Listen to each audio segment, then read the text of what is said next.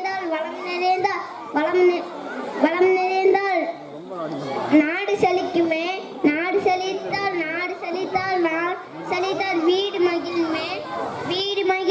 வீடு மகிழ்ந்தால் நாமல் நலமாய் வாழுவோம். நன்றி, வணக்கம்.